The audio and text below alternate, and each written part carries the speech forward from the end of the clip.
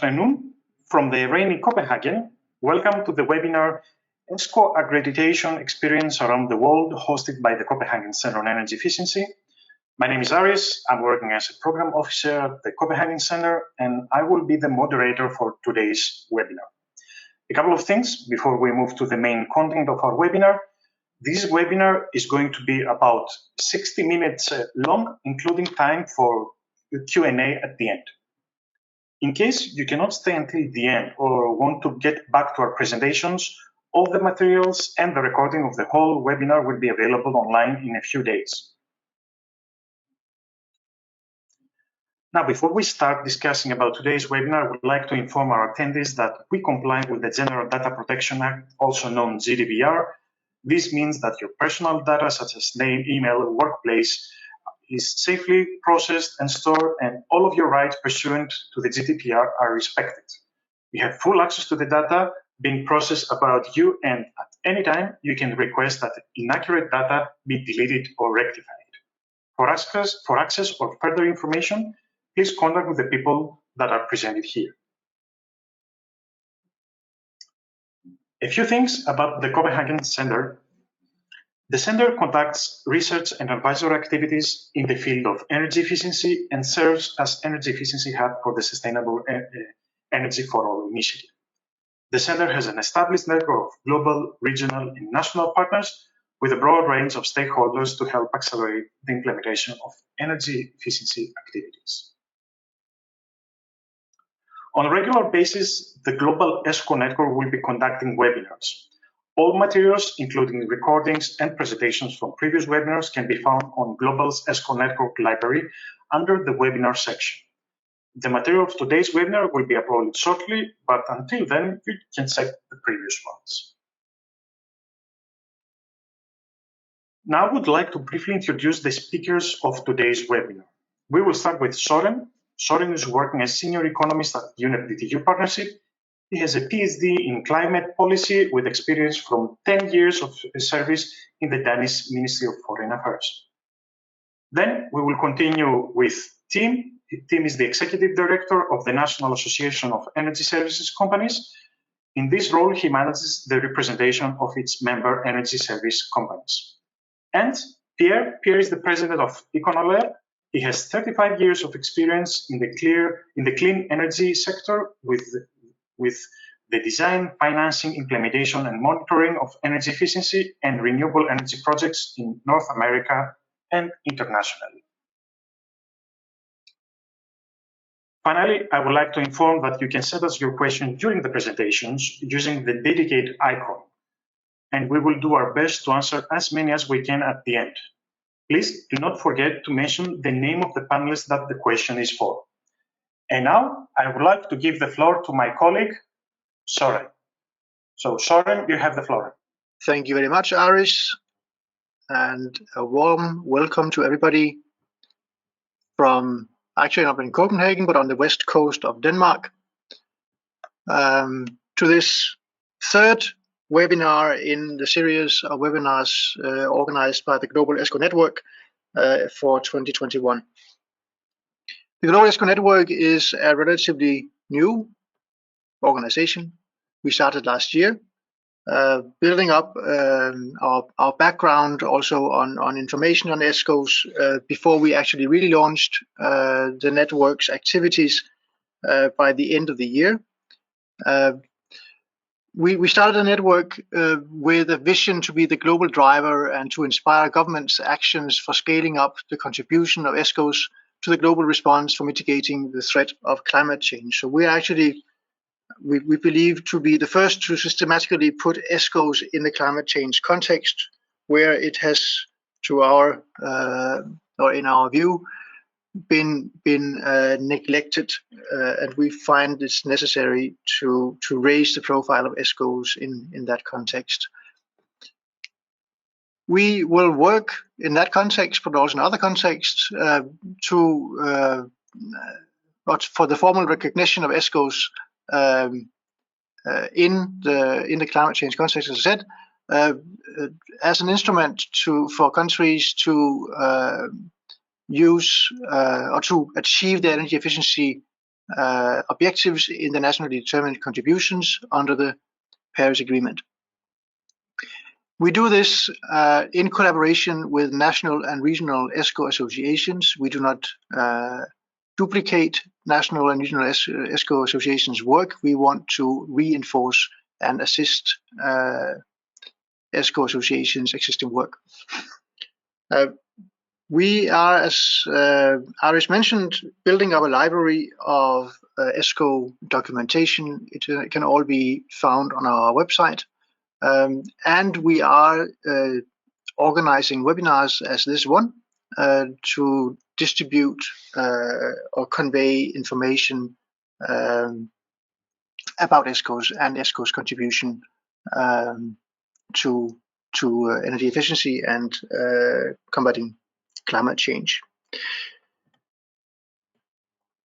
We published a book last year on incorporation of energy service companies in nationally determined contributions. This book is the basis for our series of webinars in 2021.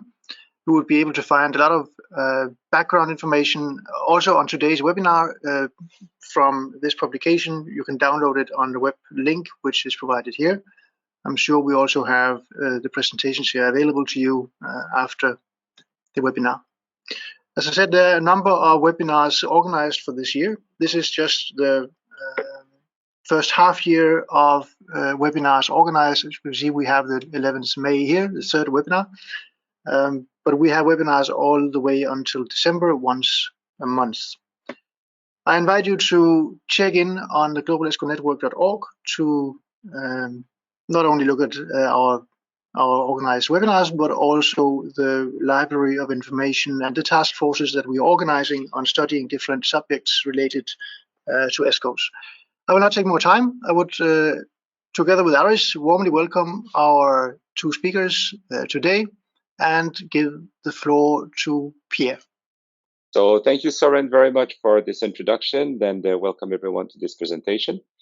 So as Søren said, my name is Pierre Landlois. I'm the president of Ecolair. I'm also the co-chair of the ESCO network, working with Søren to initiate and develop this very nice initiative. Just in addition, as far as the ESCO network as well, is run by DTU, as well as in collaboration with EVO, the efficiency evaluation organization that is working on the secretariat with DTU to promote the event. And EVO, for those of you who don't know, is the organization that promotes and develops the best practices related to measurement and verification of energy savings, which is a fundamental part of ESCO operations. So in that sense, it's quite relevant for EVO to join with DTU to develop the network and hope to promote it to the best of possible, and make sure that it's available to all stakeholders around the world. So I'm very proud today to be able to present with my colleague Timothy, who's also part of the Global ESCO network as an advisor to the whole initiative, and has been there from the beginning, supporting it and providing tremendous support. And I had the chance to work with him on one part of the book that Søren referred to on ESCO accreditation process. So that's been a topic that I personally work quite a lot in different countries, and Timothy has been obviously keen to develop it in the US and support other processes around the world. And we'll try to present you today, in a nutshell, the concepts of accreditation, the rationale, the way to implement it, and of course, as well as limitations. So as a quick introduction, the market of ESCO's development includes quite a lot of things. So legal regulatory framework that addresses the use of EPC, obligation of ESCOs to work under commercial laws, lack of knowledge and comprehension of ESCO roles and operation, incorrect picture of the performance ability of ESCOs.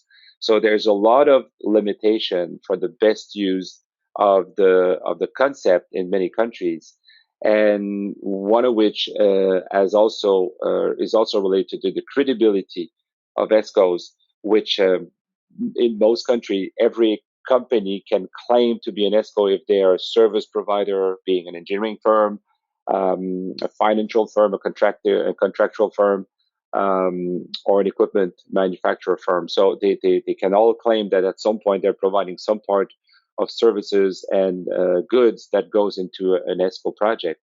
And at that point, it creates some kind of confusion of what is really an ESCO and what is not an ESCO, and who should be recognized as one and who should be part of some specific initiatives. So essentially, the accreditation process helped to assess and accredit all companies wishing to operate as an ESCO and implement projects as such, recognize the competency towards certain standards of performance. So it helps to increase the level of quality of the ESCOs that will be part of an accreditation process. And it helps create a trusting environment for the development of the EPC market. So either these accreditations are public or private, but they still are acting as a very good reference in the market. So it's a pretty good added value to normally the development of the concept in a country. It has to be very important that the certification, what we're going to talk about in accreditation, is different from a certification, which guarantee the qualifications of ESCO. And accreditation is not going that far, and it's more for some kind of a standardized qualification, as well as a recognition of companies who have the capacities to act as ESCO. But it does not go as far as a certification process that guarantees, like the certification of an engineer or certification of an architect, that they have the needed qualification to act as ESCOs. So the rationale for ESCO association process,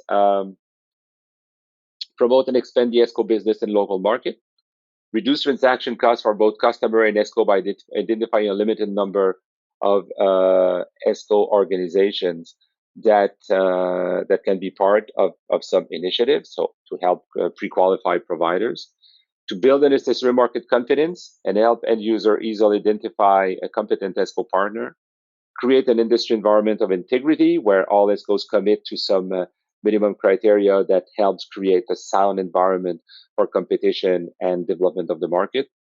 And obviously, as ESCOs are contributing to the energy efficiency, but as well as to the development of a sound economic market, to contribute to the country economic development, to the creation of more jobs in a stable ESCO business sector. So all of those benefits are related to a sound operation of ESCOs, but it goes one step beyond and actually create an environment where these ESCO can thrive and can be recognized as good actors within the market. The incentives and benefits of such a process being present in a country. Well, the protection of technically and financially sound company against unfair competition for unqualified companies. That's been one of the main issue when we start, and even when it's in a developing market, but when we start a market in a country, people can lose trust pretty rapidly in ESCOs if there's some bad experiences that arise. So if we make sure that on one hand, we have a certification, an accreditation process that provides a reference to good ESCOs, or at least ESCOs who have the capacity to operate. And secondly, to have the capacity to kick out ESCOs that will not perform accordingly, then you come with a market that is going to be self-managing itself. And we will have ESCOs that will be more inclined to act as professionally as possible to make sure that they don't create any bad reputation of ESCOs in the market. It helps the recognition from clients, because very often clients will ask, what is an ESCO? What does it do? Why is one is an ESCO and one is not? So when we have the list of accredited companies that presents why these companies are accredited, then it helps quite a lot eliminate the confusion about the role of ESCOs.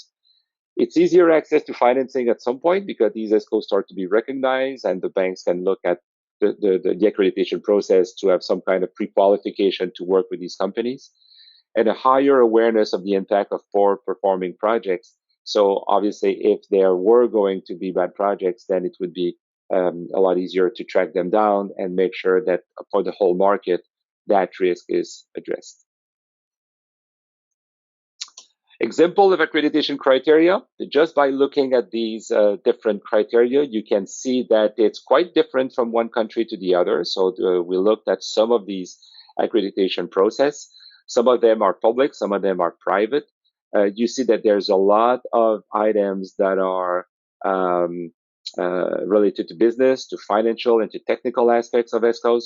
Some of them enter quite a lot in the technical aspects. Some of them focus more on the business aspects, and some others are looking at the financial aspects. So you see that it's quite different from one another. None of those have been looking at all the same criteria. You see, none of them have the full criteria within their own accreditation process.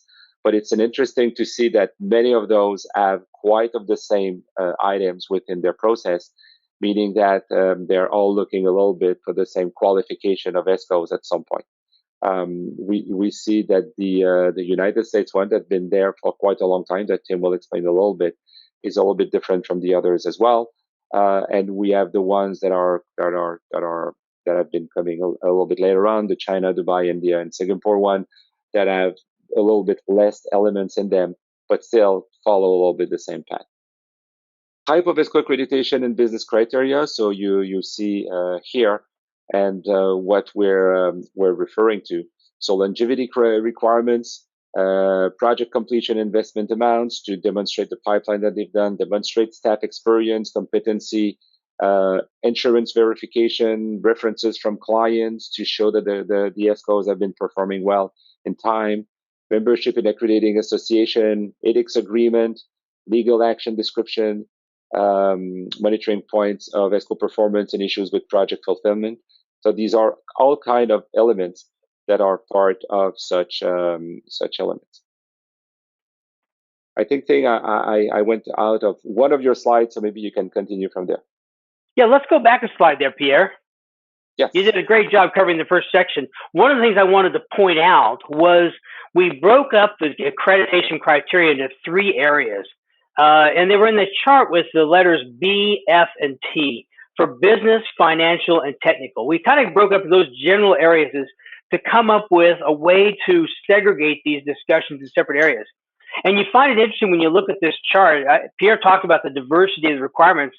It really is stunning to see the difference across the world of which that's the things that they want to stress. So the first slide, we have this business criteria. When you go into an ESCO and you go into work with an ESCO, we have to recognize that ESCO projects are a long duration project. They can last not just a few years, but they can last in the United States 20 years. We have in the federal government, with the U.S. government, they can go up to 25 years. So we have projects that can go a long time. The primary reason for that in the United States is that a lot of the business is done with public buildings. And public buildings tend to be built and stay with a single-use purpose for many years until they're no longer viable. In the commercial world, we see a different market where you see a much shorter duration requirement.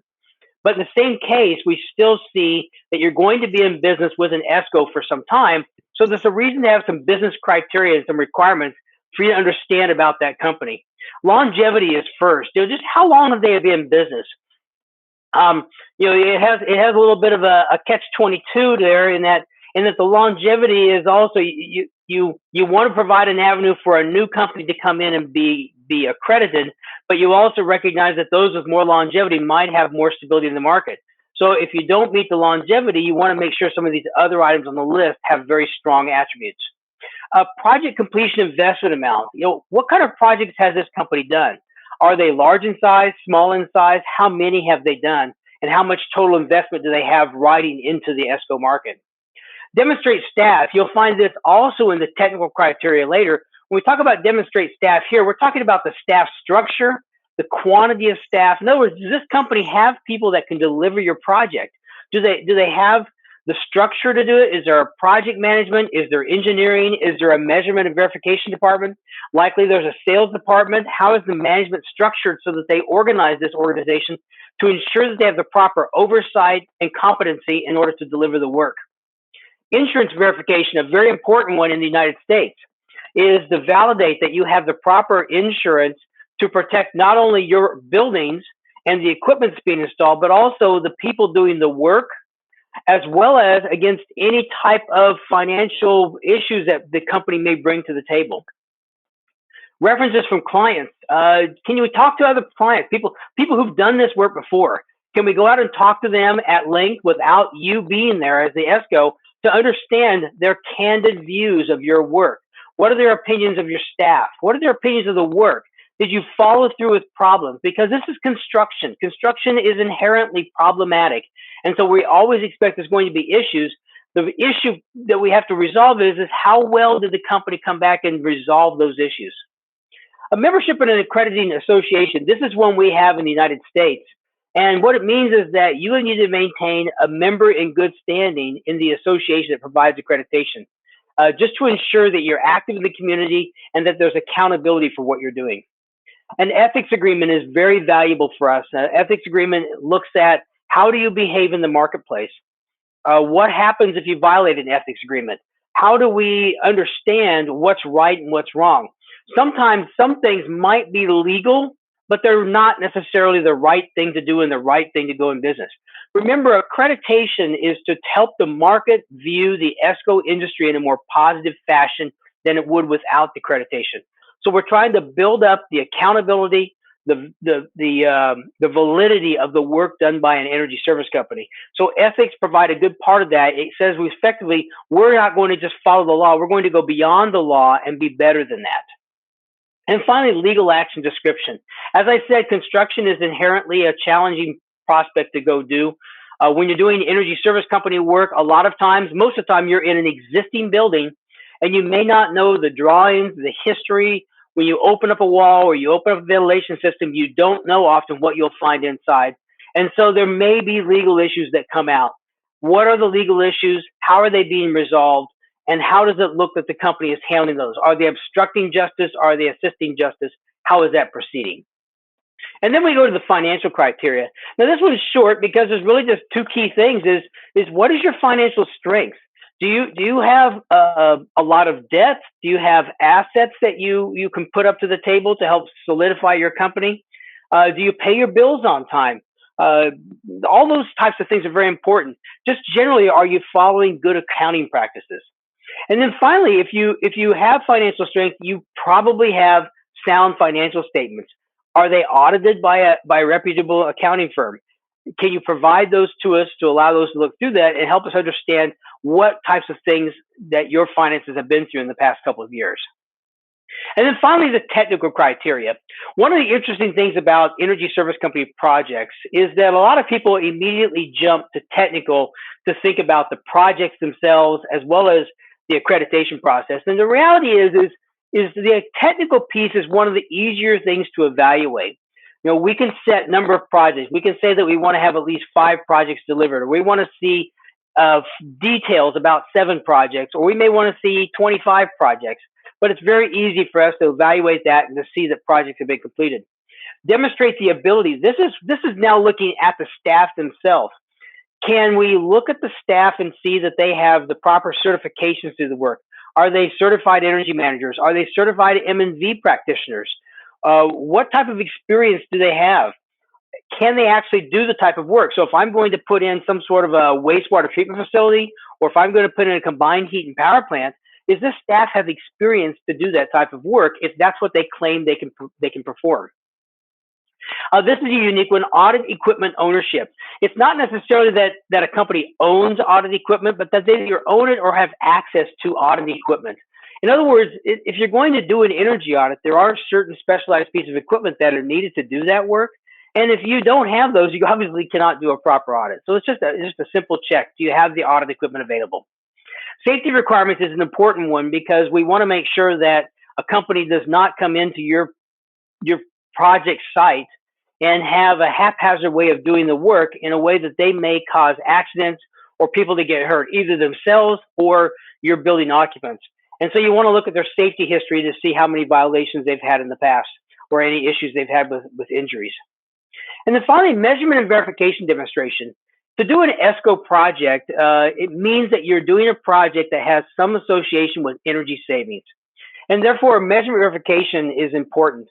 Pierre talked about EVO, the Efficiency Evaluation Organization, which manages the IPMVP, which is the Bible that we use to provide our measurement and verification guidelines. Does the company follow those? Do they have staff who understand how those guidelines work? What kind of experience do they have? What do their project shortfalls look like? Have they made good on those projects? Are they able to get the savings in the way that the audit predicted they would get the savings? Measurement verification becomes one of the key aspects of the industry to validate the performance of a project, and measurement verification often occurs for the duration of the project, so it may be tens of years that this is happening. When we go into the accreditation process, we talk about requirement recommendations. So our purpose of accreditation is really to enhance the overall understanding of how well an ESCO can deliver and how quality are the services that they provide. We want our process to be transparent. We want it to be repeatable, and we want people to be able to understand what they have to do to become accredited. When we run our accreditation process in the U.S. with NAESCO, we often get questions from companies interested in accreditation over how does the process work. They often want to submit some projects to us or have us take a quick look to understand before we go through the whole accreditation process, does it look like we have the proper references? In other words, we have to be open and transparent to provide the process we go through so that we can give indication to those desiring accreditation on what they need to do to get themselves from where they're at to where they need to be accredited. But one of the key things we really want to do with accreditation is to develop the energy service market and make it mature. In the United States, decades ago, when the energy service market began, there weren't really a structured set of rules on how projects were to be delivered and how the ESCOs were supposed to behave. And so accreditation became a need. What we saw is everybody might do things differently. Everybody might look at projects differently. And we also saw that you might have some fringe behavior that might have been questionable on whether or not it was helping the industry to grow better or helping the industry to stay static. And so we wanted the accreditation to help provide some stability in the ESCO market to provide owners a sense of surety that they're getting quality services, and for investors to understand that if they want to participate in an ESCO industry, that it's a solid market that has reliable performance. One of the other pieces is that we want to provide some methodology to build a market. While in the United States, the market is mature, there was a time when we had a lot of new entrants in the United States. The rest of the world, there's a lot of growing, developing markets where you may not have the experience requirements, and the companies may not be as large as we really desire to have all the history and detail we want. In those cases, we need to create some alternate accreditation requirements that we call provisional accreditation. In other words, it has the ability to back off on some of the requirements necessary in order to allow a company to get itself established. Because once you have an accredited market, it becomes often the case that you can't build your company in a market that requires accreditation unless you have accreditation. And so what we want to make sure is that we don't allow accreditation to be a market limiter, but we want to provide a provisional approach that allows a company that's new to have the evaluation of what we can get, provide a provisional accreditation, then over the next 2 to 3 years, they can earn those requirements that allows them to have full accreditation. And so the areas that we think you could relax would include like how many years of operation you've had. If you've only been in business 2 years, that may not mean that you're able to provide a quality project. It may be that you're just new into the business. Obviously, if you don't have the number of years of operation, you probably don't have the number of projects available for reference. And if you don't have those projects available for reference, you may not have a lot of clients to get references from. And so really, it's looking at lowering the quantity requirements of the background in order to provide provisional accreditation to allow that market to improve. The process that we use for accreditation is you need to have some third-party unbiased group be the accreditation board.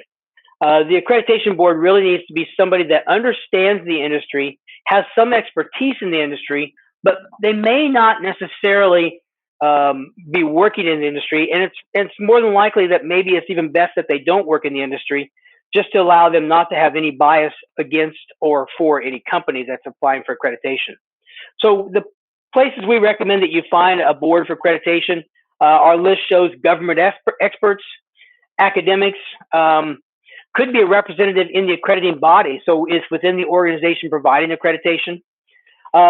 Financial sector professionals, legal sector professionals, I found legal sector professionals to be very high quality. We have some of those on our accreditation board in the United States. And you may find other people. We have independent consultants that provide us accreditation expertise as well. And then finally, the process required is you've got to fulfill all the paperwork requirements to get accreditation. The United States has a program called eProject Builder, and it's run by Lawrence Berkeley National Labs. And for us, we've adopted that tool as our accreditation submittal form. And so we ask our energy service companies, ESCOs, to do is to put all their project data into eProject Builder. And then that project data goes into eProject Builder, and then the accreditation board has a uniform way to look at the project, a uniform place to get the information, and allows them to do a simple evaluation. On the other side, what it also allows us to do is to develop a database of projects over time that we can use to evaluate the industry. So what we've seen is that we want to have information about our market. So creating this database, putting accreditation projects in there, gives us the ability to understand the market size and understand what types of things that we're doing across the market, from the types of energy conservation measures to the amount of savings that we're getting, to the number of projects, to the amount of investment. All those types of things are available to us because we're doing this accreditation process. It starts slow. It takes time to build up the bulk of projects. But in the United States, we now have a pretty good set of projects like this to put it in. For example, recently in the United States, because of all the COVID impacts, we've talked to U.S. government about funding different things to help improve the efficiency of buildings, at the same time helping to make buildings more COVID resistant. In that process, we've been asked, what is our market size and how do we see that be able to handle the growth that this effort with the government might have? Without this database, we would not be able to understand our market size or understand the growth potential that our ESCOs could do. And then finally, the issuance of the certificate. Once we get everything done, we want to issue some sort of a certificate. We have our board of directors sign our certificate to instill the validity. Our certificates in the United States are good for 3 years for those companies that have been previously accredited, and they're good for 2 years on a new accreditation. We then maintain a list of accredited companies on our website. Today, we have about 30 accredited companies in the United States. And then what we expect is that those companies would conduct their business in accordance with the ethical guidelines that they're required to sign upon issuance of the certificate. An accreditation organization also, if they do violations of the ethical guidelines, they can have their accreditation pulled or it could be suspended. They could even have their membership in our entire organization suspended as well, depending upon the level of violation of the ethical requirements. Pierre, I think this is back to you. Thank you very much, Tim. And I think that you all saw the deep knowledge of Tim in running NYSCO, the National ESCO Association in the United States, and the use of accreditation. It's probably, based on the presentation, the best practices they are. And it's quite of interest to see that they've been the reference for a lot of the new accreditation being developed worldwide, even though that these accreditations very often are quite different at the start because they are in a startup country.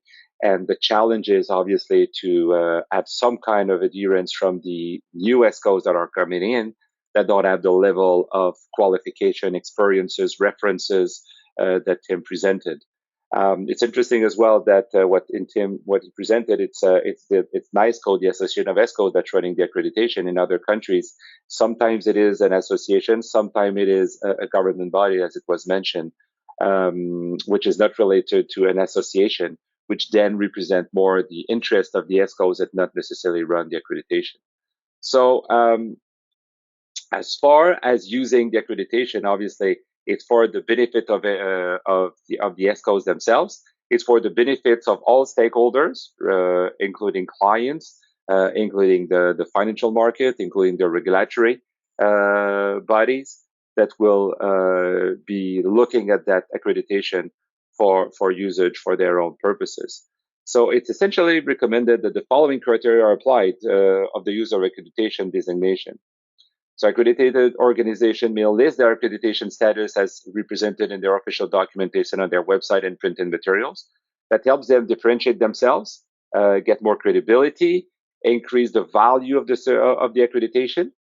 An accredited organization may not represent or imply any level of warranty or validation that be attributable to the accreditation body. So again, it's not a reference to quality or guarantees that whatever the ESCO is going to be implemented is recognized through the accreditation process. It's just a recognition that they're part and following an accreditation process that ensure a certain level of uniformity in the presentation, a minimum level of qualifications, and when possible in a market has been evolved enough, some kind of good references that can qualify that ESCO in the eyes of the people who would be interested to work with them. An accredited organization agrees not to comment on the validity and offer opinions about the accreditation status or other organization, and must refer any issues that arise to the accreditation body. So there's a question here of being fair to the market and using the accreditation in a positive way and not in a negative way. And finally, an accreditation organization cannot extend their accreditation status to any other entity or any division within their own company that was not part of the accreditation process. So you really focus on a specific entity that has met the requirements to be part of the accreditation, and that ends up there. The ESCO market stakeholders that obviously have an interest in all that. So the policymakers should feel comfortable that the accreditation process was done with integrity and without conflict of interest. So that's quite important as well, because obviously they may refer sometime within their own process to this accreditation, either for pre-qualifying ESCOs or either to make shortlist at some point. The policymakers should review the information about accreditation to assure themselves that these requirements have been achieved, obviously. And this can be done through a creation of pre-selection lists, like I said, or using accreditation in specific project selection. That helps quite a lot because, as we all know, in public sector procurement, one of the challenges to develop a fair approach to the market where not having too many ESCOs bid, because the cost of presenting a proposal is higher than the normal ways of procuring services and goods. As far as the accreditation bodies themselves, they are often trade association and nonprofit entities that operate on a membership basis, but not all the time, like I said. Sometimes they're government entities. In that sense, they must adhere to a proper use of accreditation process and not for self-serving purposes and just promote the firms that have paid a fee and disregards the other one. So it has to be done in a fair way to ensure the quality and include as well any newcomers who would have raised to that level. And be aware that they should avoid taking on project liability by making statement or print or verbal aid that indicate accreditation status conveys some type of assurance of guarantee of an accredited organization. So again, the accreditation process is not there to offer any kind of additional guarantee, warranty of the work of the ESCO. It's there to develop a fair market for all. So in that, I guess we come to the time of question and answers. So I would obviously welcome any question that you may have, and Timothy and I will try to answer as best as we can. Thank you very much for the very thorough presentation. Now it's for the Q&A session. We received several questions, so I will ask from all the panelists to activate the web camera so we can have a better interactions with our audience. Excellent. Thank you very much. Now, I'll start with you, Tim. We received one question, one of the many questions that we received from the audience, and the question is, have you considered doing project-level audits to complement the accreditation process? Do you feel you get a good enough evaluation of delivery quality from client references? So we do evaluation audits from a sampling of projects. We don't obviously get to look at every single project. And we do think that we get a pretty good picture of the project from the owner. Remember, a lot of times when we talk to a project owner, they may not have seen the project delivery team for a few months. So they're somewhat separated from the ESCO at that point. And we get pretty candid input. We can hear You can tell when you do the interviews whether there was a strong personal relationship developed, whether they felt like they had all their needs met, and whether the project was delivered well. So yes, we do those reviews, those audits of projects, and we think we get a pretty good reference view from talking to the clients. Thank you very much for the response. The next question, I think it might be for both of you, or we have an open microphone. So the question is, who shall be responsible for aggregating ESCOs, an organization recognized by public or by government? Sure. So in the United States, the ESCO accreditation is done by the National Association of Energy Service Companies, my organization. We developed accreditation, we administer accreditation, and it's overseen by the industry itself. Certainly, I could imagine in some places possibly it needs to be done by the government, but in the United States, we've done it by the private sector, and we've done it as a sort of self-regulation process. We, the industry, stand to benefit from a stronger ESCO industry, and so we, the industry, created accreditation, maintain accreditation, and promote accreditation so that others will know about it. Yeah. On a complementary note, that's what we see in Canada. That's what we see in some developed countries, where I mean developed in the sense that there's an ESCO market, and there was an ESCO market even before the accreditation came in. When we come in new markets, that's more challenging because obviously the market cannot regulate itself as well as it was done in the US because there's not such capacity. So very often what we see is we have an intention of the government to launch ESCO initiatives, so use the public building facilities to jumpstart that market, but there's no real market there.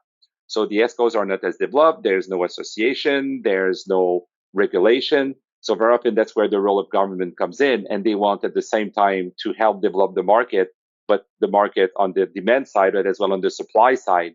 And that's where they have to start from scratch. And what we've seen as well is as much as we presented the best practices and the one that has been, the most sophisticated one is probably NESCO.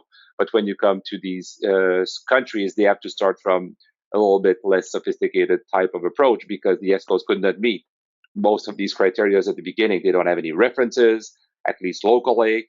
They don't have necessarily all the financial capacities that you would like them to have. So they have to tailor the approach to the nascent market and then grow it up as the market is developing. Thank you very much. I have another question, which I think might be for both of you. It starts with a comment, and it says, I'm hearing some strong rigor in developing the US ESCO market, and it is completely essential to construct an industry which delivers clear value and mitigates risks for financiers. However, how do developing countries address these requirements with much less sophistication? What is essential in these markets to deliver, and what is intent by ESCOs? Do you want to start, Tim? I'm not sure I got all of that question. Yeah, no, I kind of got lost about halfway through. Can you maybe bubble that down into a simple question for me here? How the developing countries can address the requirements with much less sophistication, and what is essential in these markets to deliver what is intended by the ESCOs? Good. That's a nice boil down. Thanks. Well, so I think we talked about that in the presentation. When you look at developing markets, you really need to have some provisional accreditation process. I think a developing market is very important to consider accreditation early on, because if you begin with the end in mind, the end is you want a high quality market, and starting with accreditation at the beginning will help ensure that those ESCOs recognize how we should behave in the market, what type of expectation we have in project delivery, and what type of staff we should develop in order to deliver proper projects. So starting out with an accreditation would be very good. Obviously, we need to have the provisional accreditation and have some relaxed components over time to allow that market to grow and mature. But starting out a market that is just at the very beginnings with accreditation would be a very good and strong choice. Yeah, and I would add to that it might be quite different because in some markets we worked in, we would request some training to be taken from some experts from the ESCOs because they're starting from scratch. So we want to make sure they have a minimum knowledge. We will introduce, for example, the CMVP, the Certified Measurement and Verification Professional by EVO, to be taken by some individuals. So we work more at the capacity building almost. So we say that to the market, you have to increase your capacity. So the entry level is rather low compared to what Tim presented, but there are requirements to grow over time. The last thing to add is that they have to agree that the results of their project is going to be displayed, it is going to be presented. So it's a huge incentive to make sure that they will be quite honest in the market, because very unfortunately, ESCOs has been perceived as very badly in some countries because they have not delivered.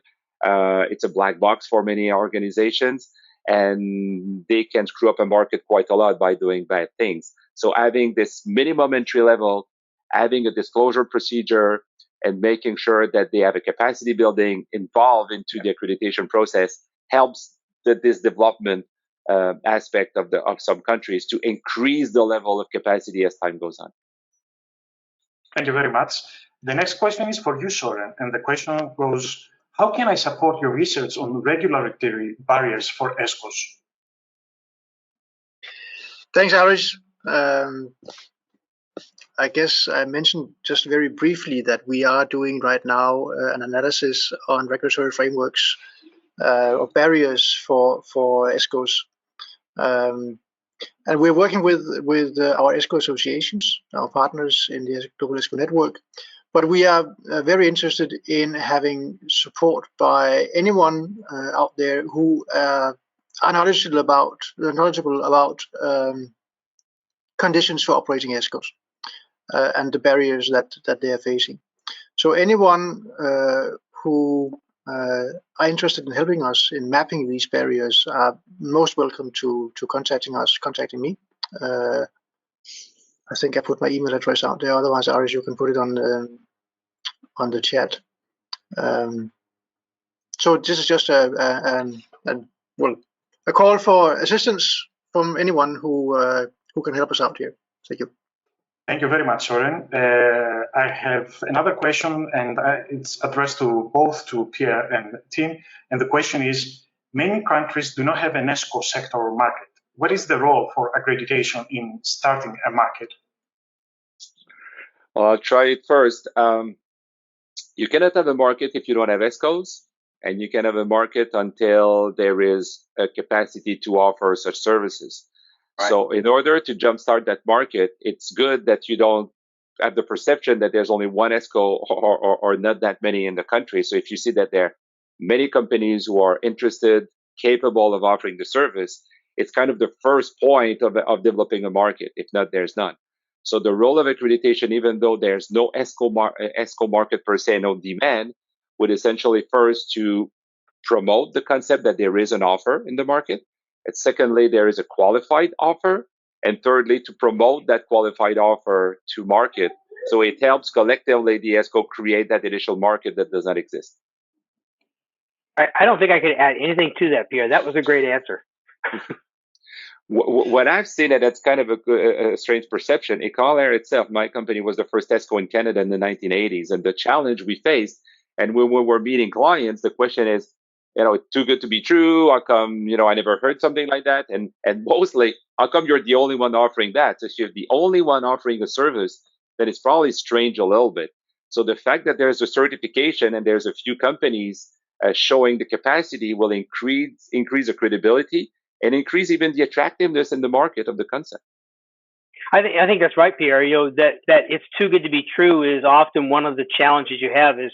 I've seen cases where owners will be so apprehensive about the too good to be true that you're going to use my savings to pay for the project. I'm going to get new equipment in my building and not pay you anything up front.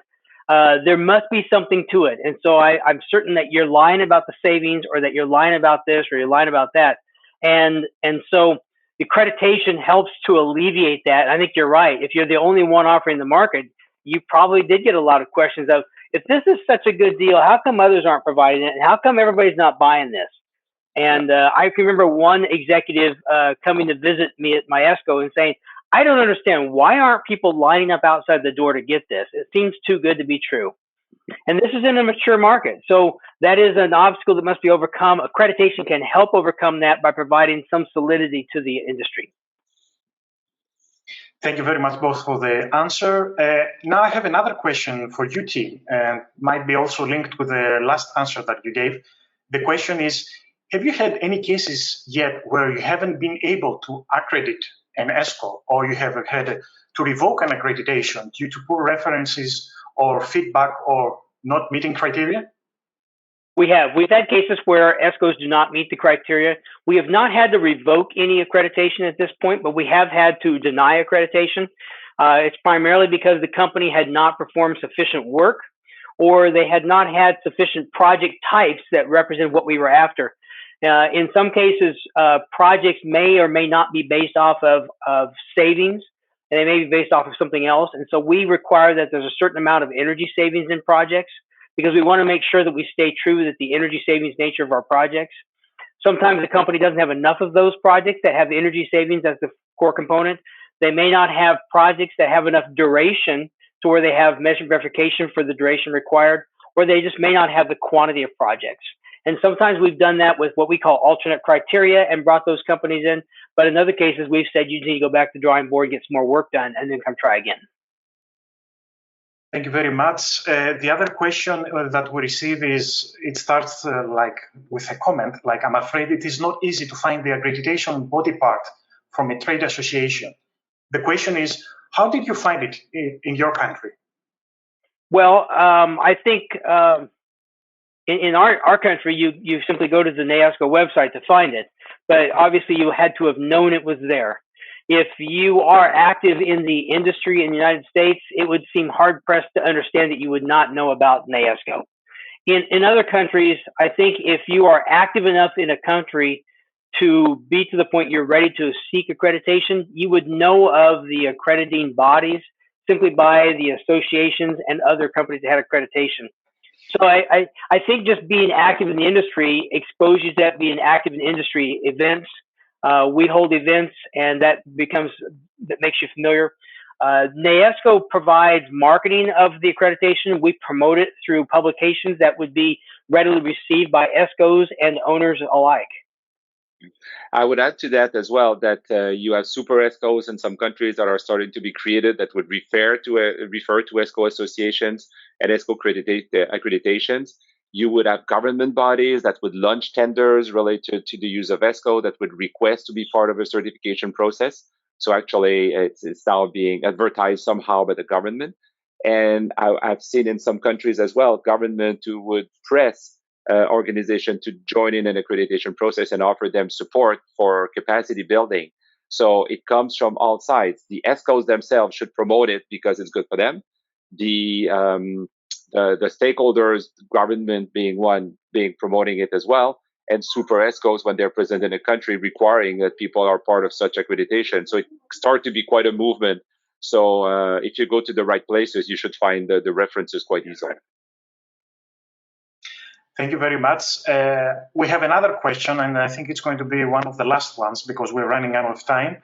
And the question is, doesn't setting time limits on provisional accreditation put unrealistic and artificial constraints on new entrants? And also, then he has an example. For example, it could take a few years, more than 2, to develop a list of commitment clients with solid projects with demonstrated savings. Yeah. So, well, maybe I can try this one. That's why we start about the preliminary accreditation on a scale up. So we agree to have companies joining the accreditation process even if they don't meet all the requirements as a startup, but we ask them over a period of time to be able to meet the final accreditation so they can join in fully. So we totally recognize that, and that was a challenge in many countries when we started because all the ESCO did not have the criteria. But we still wanted to have them involved in order to say that they are part of it and they're motivated to grow into it and bring their capacity to the level where they could be fully accredited. That's right. I think remembering that provisional accreditation is really what you might call flexible accreditation, and the accrediting body has to understand the timelines necessary for a company to get to the next stage. I think what's important in the provisional accreditation is not to allow a long duration to go from the first look to the second look. And so we put a 2 to 3 year window because we want them to come back in 2 to 3 years to have a second look at where are you at? Are you making progress towards accreditation or have you not?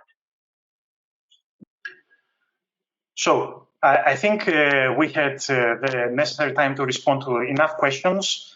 So I would like to slowly close the event. So thank you very much for the detailed responses to the questions.